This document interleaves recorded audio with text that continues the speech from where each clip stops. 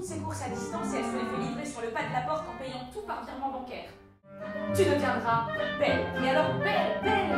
Aussi vrai que je m'appelle Schmendrick le magicien, je te promets que le soleil, les étoiles, la lune, on ne verra rien de plus lumineux que toi de par le monde.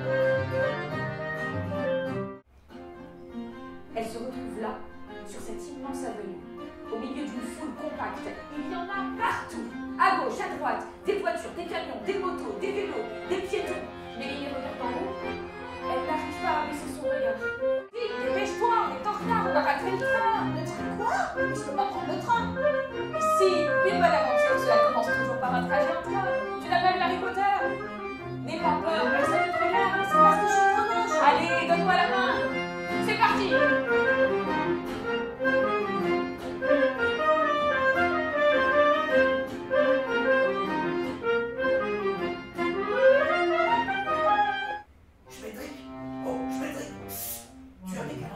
Ah, salut Victor. Chut, je suis avec une stagiaire qui m'accompagne pour ma tournée. Elle dort. Une stagiaire? Mais pourquoi elle est habillée comme ça? Elle est allergique au soleil? Non, elle dit qu'elle est trop moche pour montrer son visage. C'est pour ça. Je l'emmène voir un peu de pays, ça va lui faire du bien. Ce silence, c'est étrange. L'inverse de la ville en quelque sorte. En ville, il y a tellement de bruit que l'on n'entend rien. Mais ici, il y a comme une inquiétante tranquillité. Les oiseaux, le clapotis de l'eau sur la rive du lac, le frémissement du vent dans les feuilles des arbres. Pas un bruit, mais on entend tout. La la la la la la la la la la, nous chantons la campagne entre terre locale. C'est cet homme. Regarde, les paysans. Tout ce que tu reçois de comestible quand tu te fais livrer un repas, cela vient de là. Ils vivent dehors en permanence. Ils font pousser des fruits de toutes les couleurs pour nourrir les gens des villes qui ne savent même plus comment cela est possible. Si, je sais, il faut arroser les plantes. Exactement, exactement. Et si jamais cela ne pousse pas, hein? C'est fou de faire confiance à ce point-là à la nature, à une époque où on veut tout contrôler.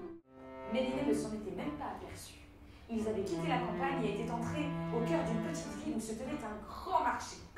Elle enfonce un peu plus sa capuche sur sa tête pour ne pas qu'on la remarque, alors que Schmendrick se dirige vers un vieux monsieur avec un énorme ventre et une casquette. Il paraît chercher quelque chose. Il porte un long manteau, rapiécé, et on ne peut dire combien de sacs de course remplis d'une sorte de bric-à-brac. Le risque, si tu restes tout seul, c'est de ne plus voir le sourire des autres. C'est important, tu sais. Moi, à chaque fois que je vais présenter mes calendriers à quelqu'un... Oh, mais tu penses qu'il y a tes calendriers? Non, je ne pense pas qu'à mes calendriers.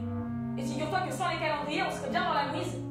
Le monde n'est pas très prospère pour les magiciens en ce moment, je te signale. Alors si tu as envie de m'accompagner à la banque la prochaine fois pour demander un prêt à destination de la Fédération des magiciens, eh ben, bonjour, hein. Tu dis que tu es trop laide pour cela, n'est-ce pas? Ça me plaît. On dirait une histoire. Il faut juste ne pas en rater la fin. Schmendrick m'a dit que vous pourriez m'aider. Oh, Schmendrick, celui-là.